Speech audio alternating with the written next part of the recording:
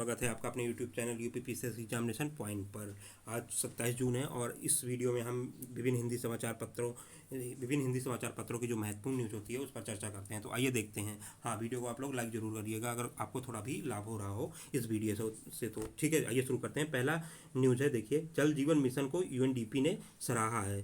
तो जल जीवन मिशन को यूएनडीपी ने सराहा है। अब देखिए क्या है, जल क्यों सराहा गया है, क्योंकि देश के 100 से अधिक जो आकांक्षी जिले थे उसमें क्या किया गया है कि 22 महीनों में जो 7% से बढ़कर 31% घरों में नलों से जल आपूर्ति को सुनिश्चित किया गया है। इसलिए जो है इस मिशन को यूएनडीपी द्वारा सराहा गया है। अब इस मिशन जो जल जीवन मिशन है, इसकी शुरुआत 5 अगस्त 2019 को हमारे प्रधानमंत्री नरेंद्र मोदी जी द्वारा लाल किले के प्राचीर से की गई थी और बजट में इस योजना के लिए 3.6 लाख करोड़ का प्रावधान किया गया था। इस योजना का मुख्य उद्देश्य था कि सभी राज्य के ग्रामीण क्षेत्रों में पेयजल की सुविधा को सुनिश्चित कराना। ठीक है, और इसमें क्या था कि देश के लगभग 50% ग्रामीण क्षेत्र हैं जहां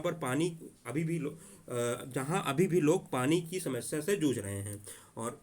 और क्या था, ठीक है, फिर 18.33% ग्रामीण क्षेत्रों में के परिवारों को पानी की सुविधा प्रदान की गई है इस मिशन के द्वारा। अब इसको किस विभाग द्वारा लॉन्च किया इसको कौन सा विभाग इसकी नोडल एजेंसी है, तो पेयजल एवं स्वच्छता विभाग है और जल शक्ति विभाग है।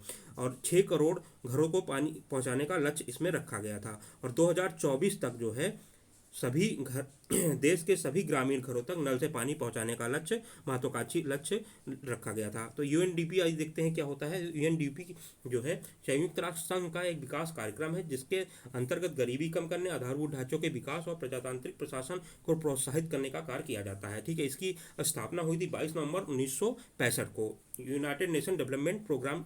ठीक है, और इसका हेडक्वार्टर कहाँ है, न्यूयॉर्क में है। हेडक्वार्टर इसका यूएनडीपी का न्यूयॉर्क में है। चलिए अगली न्यूज़ की ओर बढ़ते हैं। तो हाँ, अगली न्यूज है, डार्कनेट से हो रही है अंतर्राष्ट्रीय ड्रग तस्करी का पर्दाफाश। से हो रही डार्कनेट से जो है अंतर्राष्ट्रीय ड्रग तस्करी हो रही थी जिसका पर्दाफाश कर दिया गया है। तो अब ये जो है हम देखते हैं, ये हमारे लिए उतनी इंपॉर्टेंट न्यूज़ नहीं है, लेकिन ये जो डार्क वेब है ये महत्वपूर्ण है। इसको समझते हैं क्या होता है। अब देखिए, इंटरनेट को हम 3 भागों में बांट सकते हैं। कौन कौन सा, सरफेस वेब, ये देखिए सरफेस वेब हो गया, डीप वेब हो गया और डार्क वेब हो गया। तो जो सरफेस वेब है ये क्या होता है, वह भाग जिसका आमतौर पर हम दिन प्रतिदिन जो है गूगल पर या यूट्यूब पर या जो है विभिन्न जो सर्च इंजन्स होते हैं जैसे बिंग हो गया या याहू हो गया, इस पर जो हम दिन प्रतिदिन कार्य करते हैं वो सरफेस वेब के अंतर्गत आता है। ठीक है, सरफेस वेब के अंतर्गत आ रहा है वो। और विकीपीडिया भी हो गया इसके अंदर, और याहू, गूगल या कुछ सर्च इंजन से इसमें जो है रिजल्ट हमें प्राप्त होता है, सर्च करते हैं रिजल्ट प्राप्त होता है। विशेष किसी अनुमति की आवश्यकता इसमें नहीं होती है, इसमें सरफेस वेब में। अब जब डीप वेब में आप देखेंगे तो इसमें क्या होगा कि आपको लॉगिन करना होगा और यूजर नेम पासवर्ड होगा, तो ये पासवर्ड प्रोटेक्टेड होता है, प्रयोग किया जाता है। अभी उदाहरण के माध्यम से समझते हैं, जैसे जीमेल अकाउंट होता है। ठीक है, जीमेल अकाउंट जो होता है उसमें भी आप जब तक लॉगिन और पासवर्ड नहीं देंगे आपका ओपन नहीं होगा, तो वो क्या हो गया, डीप वेब हो गया। ठीक है, और जैसे ब्लॉगिंग वेबसाइट हो गया, सरकारी प्रकाशन हो गया, साइंटिफिक रिसर्च हो गया, वैधानिक पहुंच के लिए एडमिन की अनुमति आवश्यक होती है। ठीक है, इसमें एडमिन की, जो डीप वेब होता है इसमें एडमिन की अनुमति आवश्यक होती है। और जो डार्क वेब होता है वो क्या है, वह भाग है जहां पर आमतौर पर सर्च इंजन एक्सेस नहीं कर पाते हैं। जो सर्च इंजन होते हैं जैसे गूगल हो गया, बिंग हो गया, याहू हो गया, ठीक है, ये जो है ये डार्क वेब को जो है एक्सेस नहीं कर पाते हैं। और इसका प्रयोग, जो डार्क वेब है इसका प्रयोग देखिए इलीगल जो है इंफॉर्मेशन, इलीगल एक्टिविटीज़ के लिए किया जाता है। जैसे कि आपके मानव तस्करी हो गए, मादक पदार्थों की खरीद बिक्री हो गई, अवैध गतिविधियाँ हो गई और हथियारों की खरीद बिक्री हो गई। ठीक है, इन सब कार्यों के लिए डार्क वेब का प्रयोग किया जाता है। अक्सर जो है क्रिमिनल जो साइबर क्राइम भी होता है इसी के माध्यम से किया जाता है। ठीक है, और इसे जो है विशेष ब्राउजर द्वारा, जो टॉर ब्राउजर होता है उसका इस्तेमाल करके इसको एक्सेस किया जाता है। ठीक है, अब हम आपको बताना है कि जो सामान्य वेब ब्राउजर है जैसे कि गूगल क्रोम है, ऐसे 5 ब्राउजर के नाम आपको, एक मैंने बता दिया, 4 और ब्राउजर के नाम आपको कमेंट में बताने हैं। ठीक है, कौन कौन से 4 ब्राउजर जो भी अभी आपके फ़ोन या जो है लैपटॉप में हैं। ठीक है, तो आपको कमेंट करके मुझे बताना है। चलिए अगली न्यूज़ की ओर देखते हैं। हाँ, और ये देखिए, जो सरफेस वेब है ये केवल इंटरनेट का 4% हिस्सा ही सरफेस वेब होता है, बाकी सब डीप वेब और डार्क वेब के अंतर्गत आता है। 90% जो है आपका ये डीप वेब में आ जाता है। ठीक है, आगे चलिए अगली न्यूज़ की ओर बढ़ते हैं। अब अक्टूबर नवंबर तक देश में आएंगे चीते। चीते जो हैं देश में 70 साल पहले से ही विलुप्त हो चुके हैं। अब इनको 7-8 चीते जो है अफ्रीका से भारत के जो मध्य प्रदेश में क्यूनो पालपुर है, पालपुर अभ्यारण्य है, वहाँ लाया जाएगा। ठीक है, वहाँ इनका जो है रख रखाव और संरक्षण किया जाएगा। और ये कार्य कौन करेगा? भारतीय वन्यजीव संस्थान, जो कि देहरादून में जिसका है, जो देहरादून में है। ठीक है, उसकी स्थापना हुई थी 1982 में। अंतर्राष्ट्रीय ख्यात प्राप्त ये संस्थान है। ठीक है, और नेशनल टाइगर कंजर्वेशन अथॉरिटी है, जो नेशनल टाइगर कंजर्वेशन अथॉरिटी है, NTCA जिसको बोल सकते हैं, इसकी स्थापना 2005 में और ये पर्यावरण मंत्रालय के अधीन 5 सदस्यीय टास्क फोर्स है। तथा इस जो है जो वन्य जीव संरक्षण अधिनियम 1972 है, उसके अंतर्गत ये एक सांविधिक निकाय है। ठीक है, वन्य जीव संरक्षण अधिनियम के अंतर्गत ये क्या है? सांविधिक निकाय है। ठीक है साथियों, और इसमें क्या है देखिए, अब इसकी अध्यक्षता जो है NTCA के जो अध्यक्ष होते हैं वो हमारे केंद्रीय पर्यावरण, वन और जलवायु परिवर्तन मंत्री होते हैं। ठीक है, चलिए अगली न्यूज़ की ओर बढ़ते हैं। सरल ऐप से परखी जाएगी ऑनलाइन शिक्षा की हकीकत।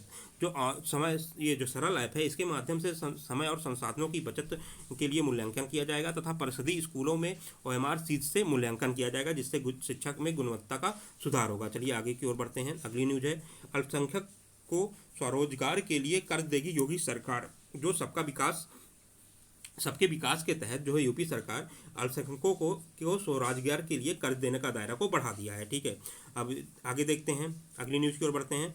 खेल मंत्री ने शुरू किया चीयर अप अभियान। खेल मंत्री ने जो भारतीय ओलंपिक के लिए क्वालिफाई किए गए हैं खिलाड़ी, उनके लिए जो है चीयर अप अभियान का शुरुआत किया है। ठीक है, जिसके लिए 6000 से ज़्यादा सेल्फी पॉइंट बनाए जाएंगे और 100 से अधिक भारतीय खिलाड़ी इसके लिए क्वालिफाई कर चुके हैं। चलिए अगली, ये किरण रिजिजू हैं जो हमारे खेल मंत्री हैं। चलिए अगली न्यूज़ की ओर बढ़ते हैं।